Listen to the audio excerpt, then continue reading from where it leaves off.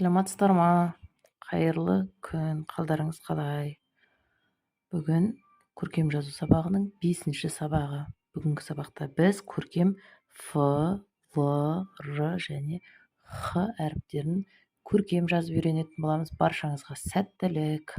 Ең бірінші біз Ф әріпін жазып бастайтын боламыз. Әдеттегідей жазу жолақшамыздың ішін толтыра отырып, үстіңгі бөлігінен төменге қарай көлбеу түзу жағалай отырып, төменге қарай түсіп, сопақша жасаймыз. Біздің О әрпіміз сияқты. Келесі дәл солай тағы екінші сопақшаны жасаймыз. Енді ортадағы көлбеу түзуді жағалай отырып, үстіңгі бөлігінен төменге қарай түзу түсіреміз. Бұл біздің Ф әрпіміз. Келесі екі ұяшық тастаймыз, сопақша жасаймыз.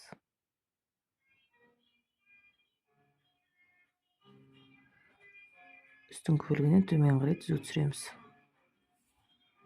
Келесі тағы да дәл солай екі ұяшық тастаймыз.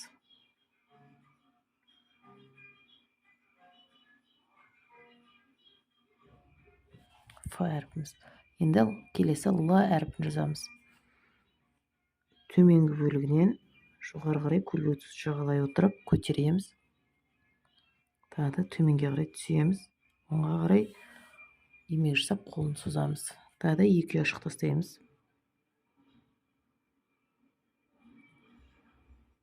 Қолын созамыз. Екі ұяшық тастаймыз. Келесі Л әрпіміз жазамыз. Енді келесі Р әрпін жазамыз. Ол үшін жазу жолақшамыздың үстіңгі бөлігінен төменге қарай түзу түсіреміз. Мына көлбеу түзу жағалай отырып.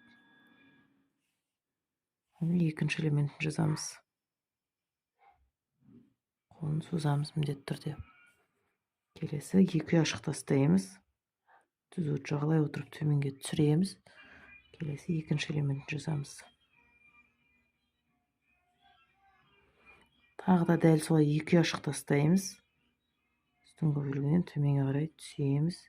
Түзу түсіреміз. Екінші элементін жазамыз. Енді келесі бізде Х сөзіндегі Х әріпі. Жартылай сопақша жасаймыз. Келесі екінші оңға қарап тұрған сопақша жасаймыз. Қолын созамыз. Екі ұяшық тастаймыз. Тағы да Х әріпін жазамыз. Қолын созамыз. Дәл солай екі ұяшық тастаймыз. Қолын созамыз міндетті түрде. Әр әріпті жазу жолақшамыздың соңына дейін толтырып жазып шығамыз. Ережені сақтаймыз. Видеода қалай жазылған дәл солай жазып үйренетін боламыз. Сәттілік.